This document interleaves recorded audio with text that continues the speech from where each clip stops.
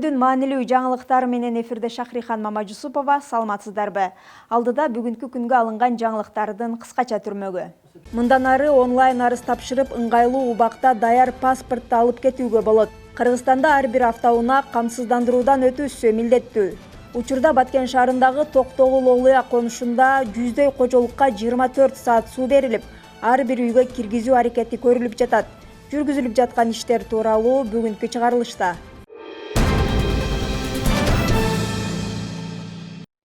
Министрлер кабинетинин төрагасы Адылбек Касымалиев 5000 орундуу кичи аренанын курулушу менен таанышты. Бишкек шаарындагы Дөлөн Өмүрзаков атындагы стадиондо 5000 көрүүчүгө ылайыкталган кичи спорт аренасынын курулушу уланууда. Кала мэриясынан билдиргендей, Тоголок Молдо көчөсүндө курулуп жаткан аренанын жалпы аянты 15342 чарчы метрди түзүп, имарат 2 кабаттан жана жер төлөдөн турат. Белгилей кетсек, жаңы спорт аренасы мелдештерди жана массалык иш-чараларды өткөрүү үчүн заманбап аянтча болуп, баш калаада спорттун өнүгүшүнө чоң салым кошот. Министрлер кабинетинин төрагасы Адылбек Касымалиев Бишкекте катуу тиричилик калдыктарынан электроэнергиясын өндүрүүчү заводко барып, курулушу менен таанышып чыкты. Учурда аталган заводдун курулушу уланууда. Азыркы учурда административдик имараттын жана негизги заводдун пайдубалы куюлуп, бетон иштери 4-кабатка жетти. Министрлер кабинетинин төрагасы, президенттин администрациясынын жетекчиси Адылбек Касымалиев катуу тиричилик калдыктарынан электр энергиясын өндүрүүчү заводко барып, курулуш менен таанышып чыкты. Бишкектин четинде таштанды полигону бар экени баарын эле маалым. Эми ошол тоодой болуп акыр-чикир үйүлгөн жерге катуу тиричилик калдыктарынан электр энергиясын өндүрүүчү завод курулууда. От казан турчу жайга дагы оборудованияларды акырындап коюп баштады. Ол мынакей бардовый цвет болуп турбайбы? Ошол уже котелдун составляющий оборудованиялары акырындап орнотуп атышат. Бул жакта дагы мынакей кирпичтердин баарын орнотуп, ичинде дагы рабочийлер иштеп атат да. Азыркы тапта тактасам 280 жумушчу иштеп атат бул жакта. Электр жарыгы таштандыны утилдештирүүнүн негизинде өндүрүлөт. Ноябрь айында алгачкы ирет электр энергиясы алынат. Декабрь менен толук ишке кирет.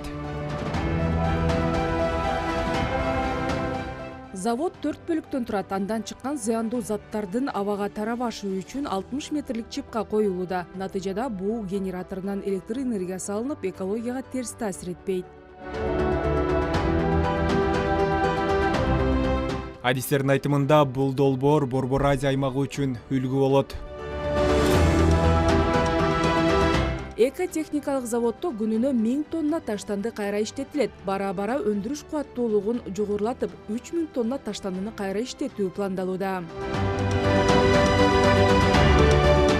Жада калса, заводдон чыккан күлдү кайра иштетүү да каралууда. Тагыраагы күйгүзүүдөн чыккан калдык, күлдөн курулуш материалдары алынат. Ошентип, айлана чөйрөдө таштанды топтолбой, толугу менен жок кылынат.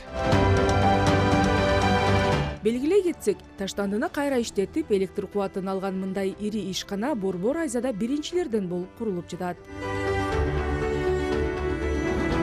Эскерте кетсек, Бишкектен күнүнө 1000-1200 тонна таштанды чыгат. Полигондогу азыркы акыр-чикир толугу менен рекультивацияланып, ордуна бактарак отургузулат.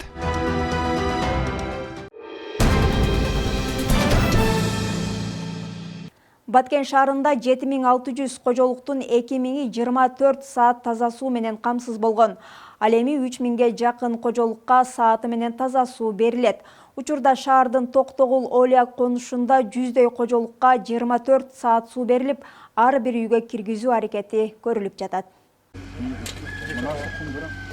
Канатбек Мухтаров Баткен шаарындагы Токтогул Олуя конушунун тургуну. Аймакка көчүп келгенине 15 жыл болсо, ошондон бери таза сууну унаасы менен алыстан ташып ичип жүргөнүн айтат. Ичкенге сууду дайыма Баткен шаарынан көрүнгөн жерден ошо бачакторго алып келип, ошентип ичип жашап жүргөнбүз. Баткен шаарынан таппасак, Бужунга чейин барып чыгып алып келчүбүз.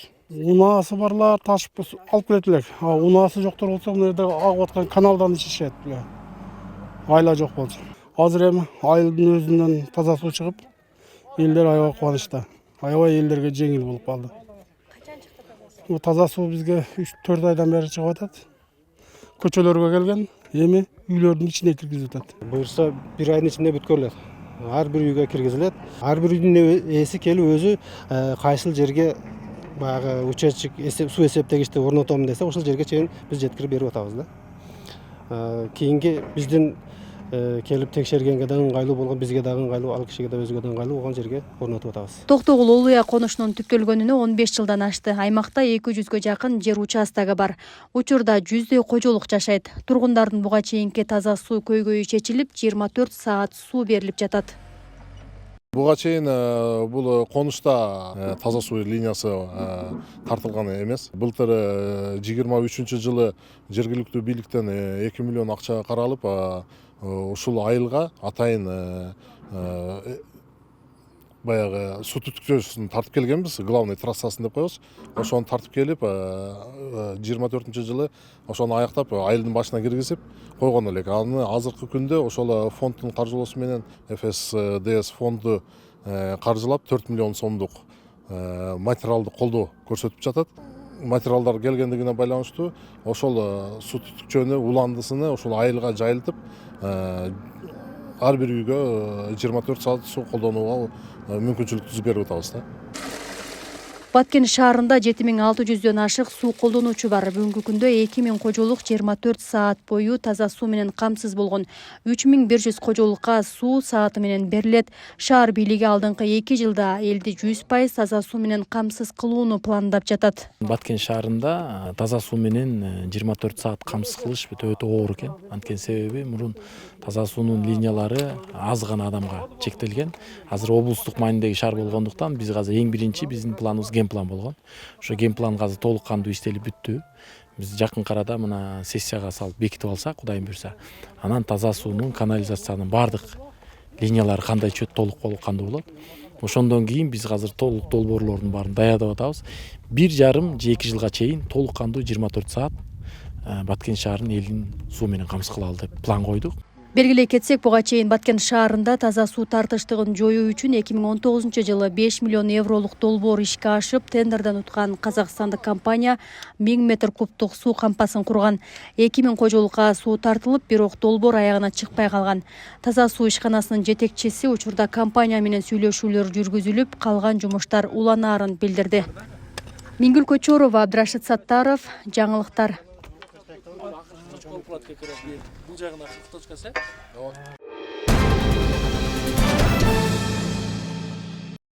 Мурда документ алмаштыруу үчүн убакыт коротуп, кезек күтүүгө туура келчү. Азыр болсо онлайн арыз тапшырып, ыңгайлуу убакта даяр паспортты алып кетсе болот. Бул жаңы кызмат жарандардын убактысын үнөмдөө менен катар мамлекеттик кызмат көрсөтүүнүн сапатын жакшыртууну көздөйт.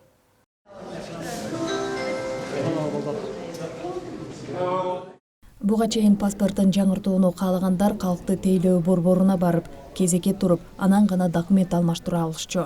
Эми бул ишти үйдөн чыкпай эле жасоого мүмкүнчүлүк түзүлдү.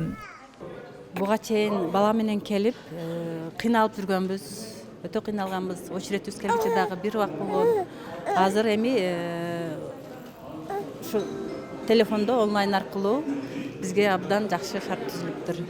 Азыр ошону үйрөнүп, энди Кудай кааласа үйгө барып, үйдөн жөнөтөм, буйрса. Эң жакшы эмелер түзүлүптүр азыр. Азыр кубанычта болуп турамын.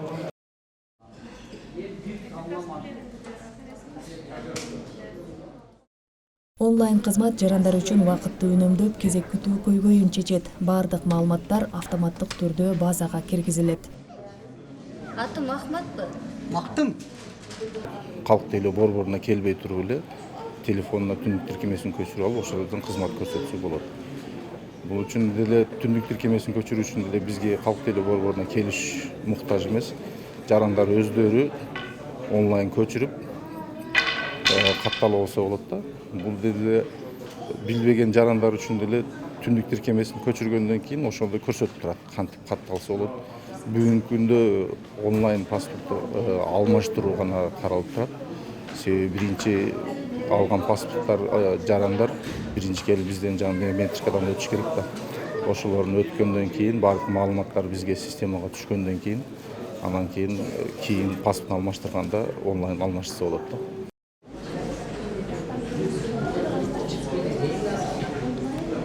Паспорт алмаштыруу үчүн жарандар электрондук кызмат көрсөтүү порталына кирип тиешелүү арызды толтурат. Андан соң мамлекеттик төлөмдөрдү онлайн төлөп, документ даяр болгондо аны белгиленген жерден ала алышат. Жаңы система паспорт алмаштыруу процессин жеңилдетип, жарандарга ыңгайлуу шарт түзөт. Эң башкысы онлайн арызды туура толтуруу жана керектүү документтерди так жүктөө зарыл. Назгүл Абдрахманова, Абдрашид Саттаров, жаңылыктар.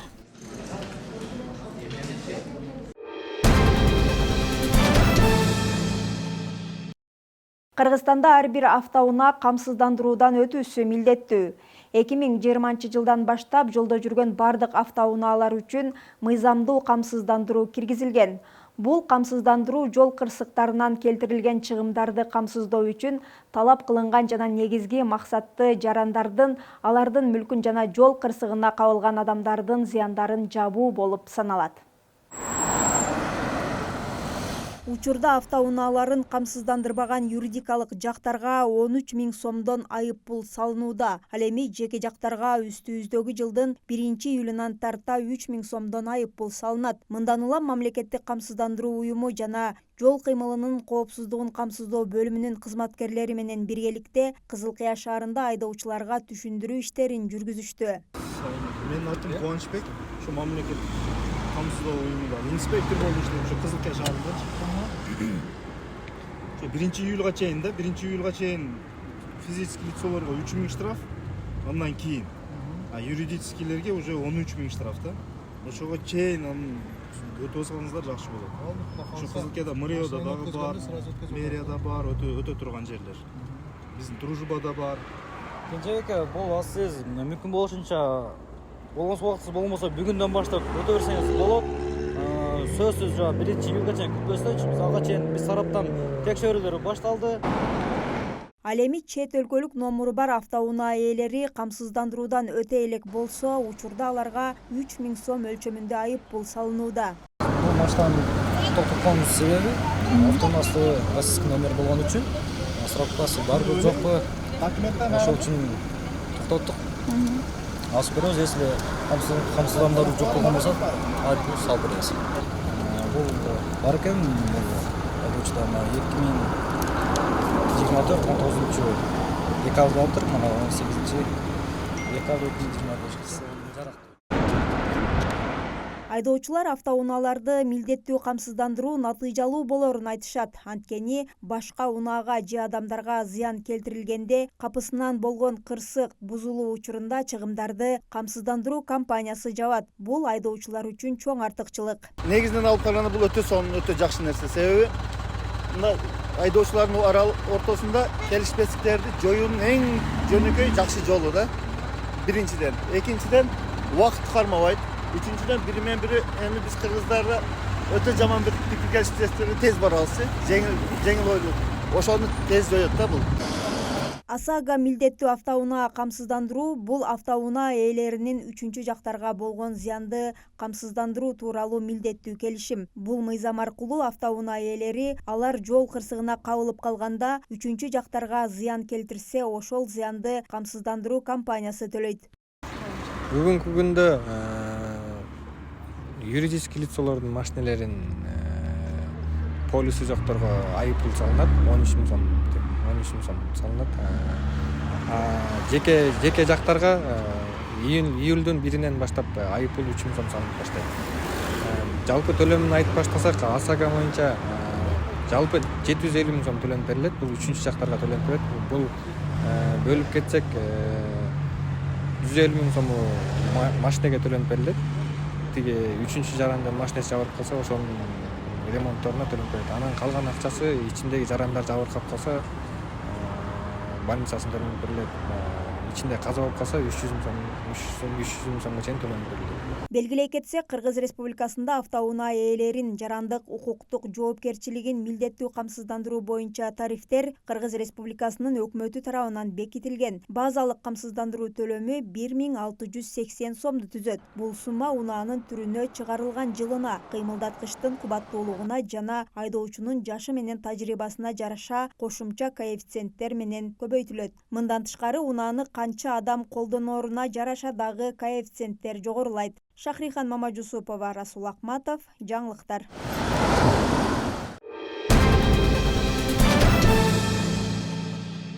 Аялдар тынчтык тиреги долбоорунун алкагында рефлексиялык жолугушуу кезеги Лейлек районуна жетип, жолугушуу семинарлары өтүүдө. Жолугушуу пилоттук айылдардын жергиликтүү өз алдынча башкаруу органдарынын өкүлдөрүнүн, долбоордун активисттери жана жергиликтүү кеңештердин депутаттарын бириктирди.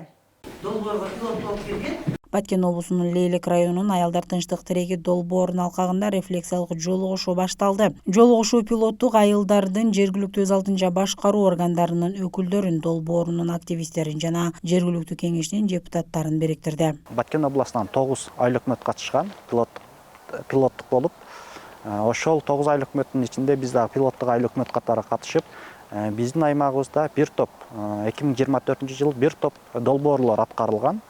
Ал долбоорлор ийгиликтүү жана жемишин аябай сонун берди. Азыркы иш-чарабыз дагы 2025-жылга дагы буюрса бул долбоор уланып дагы каржылоолор болуу мүмкүнчүлүк алдында турат. Ошого келип кандай жыйынтыктар жана дагы кандай зарылдыктар бар экендигин, жакшы жактарын жана өзгөрүүлөр боюнча бул жерде кичи маектер болуп атат. Бул маектерде биз дагы аймактарыбыздын жалпы эле Кыргызстандагы же болбосо Баткен областындагы негизги болуп жаткан көйгөйлөрдү жана ийгиликтүү жумуштарды бири-бирибиз менен бөлүшүп, дагы алдында эмне жумуштарды аткарууну пландап иштөө аракетиндебиз. Иш-чаранын максаты долбоордун натыйжалары, анын чакырыктары жана келечеги жөнүндө ой жүгүрдү. Социалдык беримдик, тынчтыкты коруудагы гендердик аспектилер жана климаттык коопсуздук маселелерин талкуулоо. Ошондой эле долбоордун демилгелеринин ишке ашырылышына мониторинг жүргүзүү жана алардын жергиликтүү жамааттарга тийгизген таасирин талкуулоо. Айлык өкмөттөрдө 9 социалдык экономикалык өнүктүрүү программасы түзүлдү. Эл менен бирликте талкууланып, ошол көйгөйлөрдүн бардыгы киргизилип, анын чечүү жолдору киргизилип, андан тышкары бюджеттик каржылоо киргизилип, ошондой эле ошол көйгөйлөрдү чечүү жолу боюнча ар бир айылдан ар түрдүү демилгелүү топтор чыгып, демилгелүү топтордун бир гранттарын жазышты да, долбоорлор жазышты. Ошол долбоорлор гранттык колдоого алынды. Гранттык колдоого алынып, мисалы үчүн ушул 9 айлык өкмөт боюнча 144 долбоор келип түшсө, анын 62 долбоору каржылоого алынды. Жолугушуунун жүрүшүндө катышуучулар фокспоттук дискуссияларга катышты. Программанын маанилүү бөлүгү долбоордун алкагында жетишилген өзгөчөлүктөрдү жана анын ичинде алардын коомчулукка тийгизген таасирин талдоо, бул өзгөрүүлөргө түрткү болгон же тоскоол болгон факторлорду аныктоо жана долбоордун оң таасирин, конкреттүү далилдерин жана мисалдарын карап чыгуу болуп эсептелинет. Фарида Убайдуллаева, Бакыт Саитов, жаңылыктар.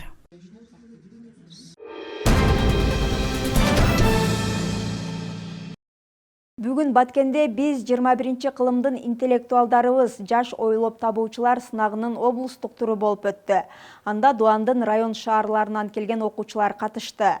Иш-чаранын негизги максаты өспүрүмдөрдүн инновациялык ой жүгүртүүсүн өнүктүрүү, алардын инженердик техникалык жөндөмүн арттыруу жана заманбап технологияларга болгон кызыгуусун колдоо болуп эсептелинет. Эти остановки сделаны из полуюрты и...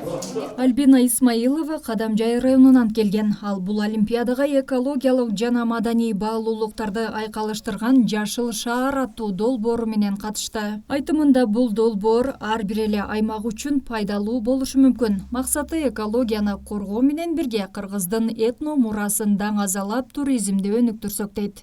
Бул городдун негизи эле көп жашыл жанагындай жерлери менен, зоналары менен, парктары менен жана этностилдеги үйлөр, шаарлар, зданиялардын оформлениясы этностилде. Этностил бул туристтерди өтө кызыктырат. Жана дагы мындай городдо жашоо өзүбүздү дагы шыктандырып турат. Бул жерде айта кетсем, менин маданият үйлөрүм, жөнөкөй торговый центрлер, китепкана, мини-магазиндер боз үйдүн стилинде кылынган. Мындан тышкары биздин домдорго мындай кыргыздын ой-мөчмөлөрүн оформление кылганмын. Олимпиада бир нече багыт боюнча өткөрүлдү. Робототехника, техникалык модельдештирүү, программалоо, 3D дизайн. Окуучулар турмушта колдонууга ыңгайлуу болгон техниканын моделин иштеп чыгышып, өздөрүнүн интеллектуалдык жөндөмүн көрсөтүштү. Бул жерде ар бир ойлоп табуучу өзүнүн зээндүүлүгүн, креативдүү көз карашын жана уникалдуу концепцияларын тартуулады. Бул Олимпиада негизи Кыргызстанда башталганына быйыл 25 жылдан ашты да. Өткөн жылы 25 жылдык юбилейни Бишкекте белгиледик. Өтө жогорку деңгээлде өттү. Бул Олимпиада жылда ушул апрель айында, март айларында болот. Бул Олимпиада өзү негизи 6 багыт боюнча өтөт. Бул сынак салттуу предметтик олимпиадалардан айырмаланып, окуучулардын чыгармачылык, ойлоп табуучулук жөндөмүн өнүктүрүүгө багытталган. Иш-чаранын башкы максаты өспүрүмдөрдүн заман талабына шайкеш техникалык сабаттуулугун жогорулатуу жана жаңы муунду инновацияга багыттоо. Бүгүн 3D моделирование мотор жасадым. Бул кийин келечекте баягы машина оңдой турган, иштей турган ушундай адамдарга керек болот да. Балдардын инженердик жана техникалык жөндөмдөрүн колдоо максатында 2022 жылы Баткен облусунда Алтын Түйүн улуттук балдар инженердик техникалык академиясынын филиалы ачылган. Бүгүнкү күндө бул борбор жаш ойлоп табуучуларды тарбиялоодо маанилүү ролго ээ болуп келүүдө. Айсулуу Абдилаким кызы, Расул Ахматов, жаңылыктар.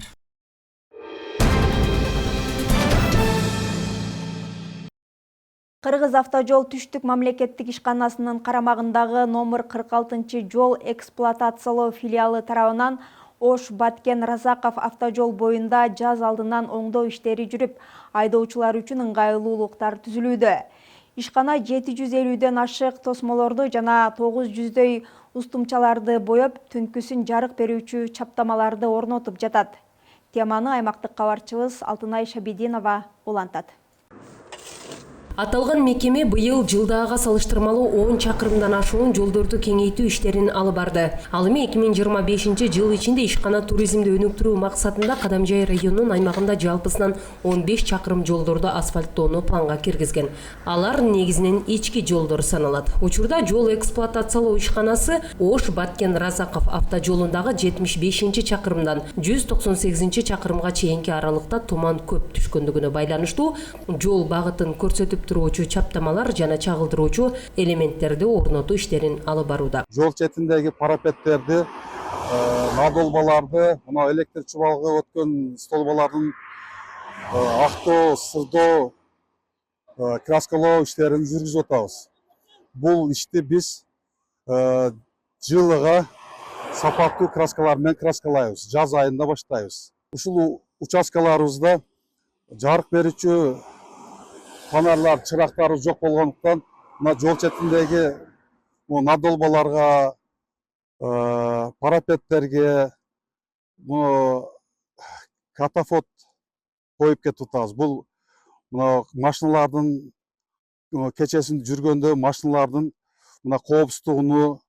Мындан тышкары мекеменин карамагындагы арчаларды бутоо иштери да жаз мезгилинде иш мерчемине ылайык жасалып жатат. Жол боюнда 800дөн ашуураак көчөт, арча көчөтү бар. Ошонун жылына мындай күн улган маалда уже кыркышты баштайбыз. Мына эми кыркып жолду боюну көркүн ачабыз деген үмүттө. Кыргыз автожол түштүк номер 46 филиалы быйылкы 25 жылы жаз айларында Жашыл Мурас алкагында иш алып барууда. Ак кайың өсүмдүгүн эктик. Азыркы болуп аткан иш бул КПП Разъезд айылындагы өткөрмө пункту, Кызыл Кая шаарына кеткен жол. Бул жолго арча эгип атабыз. Быйылкы жылга 5 штукка чейинки эгебиз деген пландарыбыз бар. Жашыл Мураска өзүбүздүн салымыбызды кошуп атабыз деген үмүттөбүз. Ишкана Жашыл Мурас улуттук өнөктүгүнүн алкагында быйылкы жылда Орузбеков айыл аймагында 300 түп ак кайын көчөттөрүн отургузду. Ошондой эле Кызыл Кыя өткөрмө пунктунда жол боюна 200 түп арча көчөттөрүн тигүү жумуштары жасалып жатат.